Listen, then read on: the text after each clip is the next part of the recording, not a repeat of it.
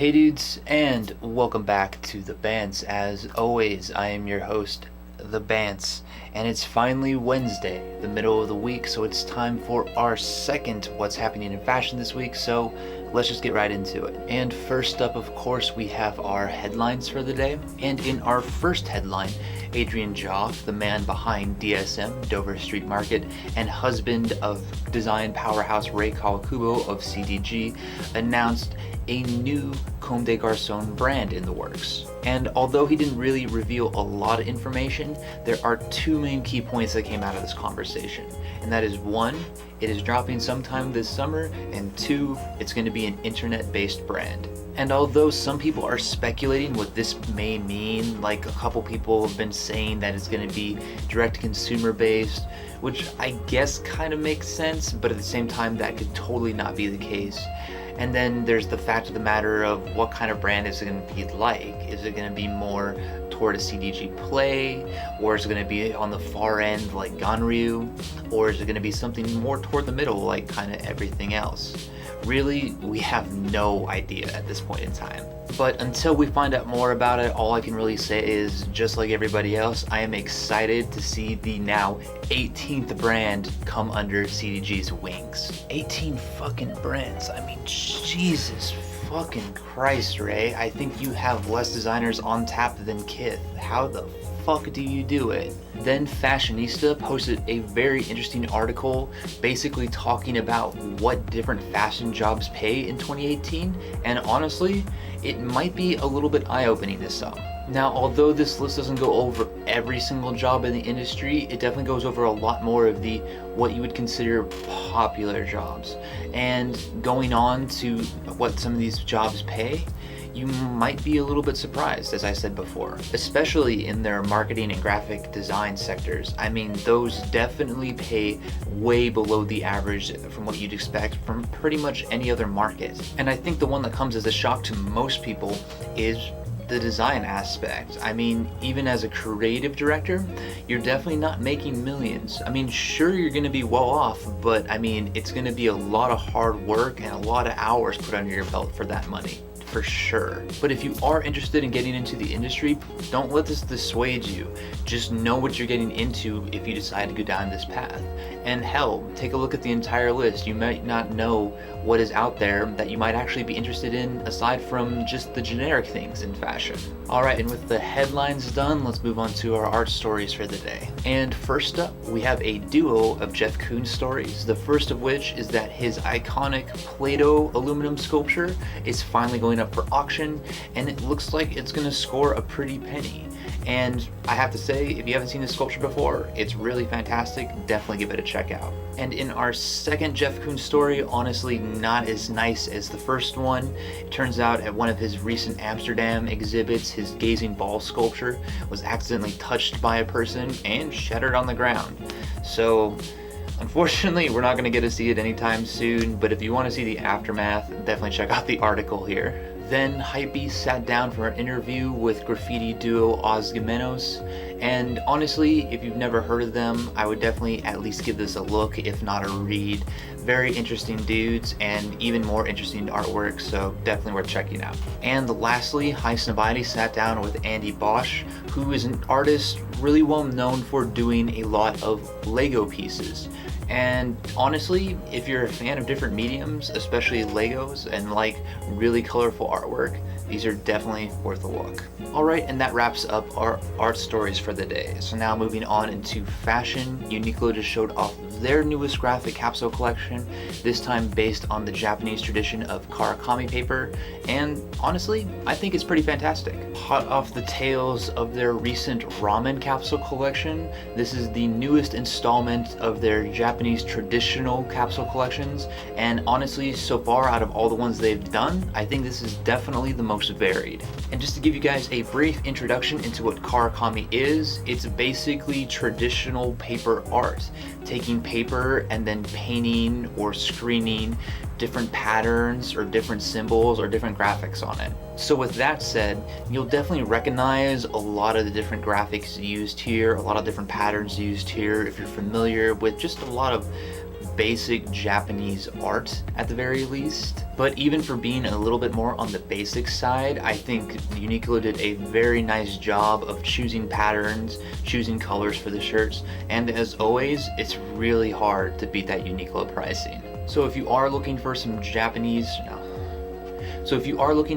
Asian-inspired shirts for summer, definitely start here. Then brand Skim Milk showed off their newest collection, and I have to say, I thought it was really fucking cool. You know, I was actually just kind of thinking about it the other day. Ever since the closure of Fresh Drive back in 2009, there really hasn't been a lot of brands picking up this kind of edgy, cultural parody slack that they've left. I mean, yeah, you can say there are brands out there like Supreme or FTP that do some bits and pieces, but I mean, you can only really put fuck on something so many times before it starts to lose its edge. And I have to say, looking at this Skim Milk collection right here, they are definitely picking up some of the slack. The graphics themselves are all unique, they're all different, which is very nice that they don't follow the same flow and graphic style. And on top of that, there's some nice parodies in there, and I even have to say a couple of them are actually on the funnier side, which is really not something you see a lot nowadays. So if you've been looking for some new streetwear pieces that are a little bit more on the funny side, a little bit more on the parody side, but a little bit more on the edgy side as well, definitely start looking here. You might find a couple pieces that you actually enjoy. Then Supreme and the North Face dropped their newest collection, so let's talk about it. Oh look, they're using metallic colors, just like everybody else has been doing since New York Fashion Week. Cool. And the idea of doing metallic jackets and overalls makes a hell of a lot of sense going into summer. Brilliant as usual, Supreme. So yeah, Supreme, check it out, I guess. Okay, with that now out of the way, let's move on. Alexander Wang showed off his newest Adidas Originals collection, and honestly, I thought it was alright. So I guess you could say what Wang was trying to go for in this collection was imperfection. And he did so by flipping the Adidas logos upside down, making the screen prints off kilter so that they're not even on the pieces of fabric, and then adding things like permanent wrinkles or bad washout lines, you know, things to make it seem like they were rather fraudulent products, even though they're obviously not. And although the concept is a little bit interesting, to me it just feels a little bit too little, too late. Because when I saw this, the first thing that immediately popped into my mind was the Diesel bootlegs from last month. And as I said back then, it was only a matter of time until somebody would decide to try and copy this style, and it doesn't surprise me in the least that it was Alexander Wang that took the first step. I mean, sure, I will give him the benefit of the doubt, seeing as that he went far and above the idea that Diesel originally did, and even aside from that, I do actually enjoy some of the graphics here, but even so, I can't really get past the fact that it's already kind of been done before. Then Maharishi showed off their newest capsule collection, this time titled Mahaboro, and honestly, I think they did a decent job with it. For those of you who don't know what Boro is, let me quickly explain. It's the Japanese technique of reusing and even patchworking old pieces of clothing, and out of it you get some really intricate, really nice designs that take a lot of time and effort to make. And as I said before, even though I think Maharishi did a decent job here, I don't think they did a great job by any means. It's just that when we live in such an era where we have access to some companies that do some really quality Boro, like Capital or Blue Japan or Remy Relief or Fundamental, just to name a few, it's really hard to look at this and kind of be wowed by it. That said, however, I do really enjoy the fact that Maharishi didn't try to rock the boat too much. They definitely stuck to their style, their aesthetic, you can definitely see they chose to keep their same colorways and their same textures, and that's all fine and good, but when it comes down to it, it doesn't really make for super interesting Boro, unfortunately. However, if you do find yourself a fan of the Maharishi aesthetic or the military vintage vibe, and you were maybe looking to incorporate some Boro into your collection, this is definitely a great place to start, especially regarding the fact that the pricing is pretty nice as well. Then brand Fingercroxx showed off their Spring/Summer 2018 lookbook, and in all honesty, it's a little bit confusing to me. Let me explain. If you've been following this brand for a while, which I personally have, I think I've been following them now for at least 5 years, you would know that they don't normally look like this, I guess you could say, as far as their clothing goes. I mean, their designs tend to be a little bit more on the darker side, a little bit more the edgier side, a little bit more the sleeker side, and I always would compare them closely to being the Chinese version of Bounty Hunter, which used to make sense because they did a collaboration together back in the day. And although you do definitely get some of that darker, sleeker, edgier aesthetic in this lookbook, there's some things in here that really just don't make sense to me. The first of which is really just that really ugly cheap camo. Like, it just doesn't make sense for the aesthetic. But really the most offensive thing to me is this inclusion of these pastel colors and lighter textiles. I mean, I just have no fucking clue what they're trying to do by adding these to the lookbook.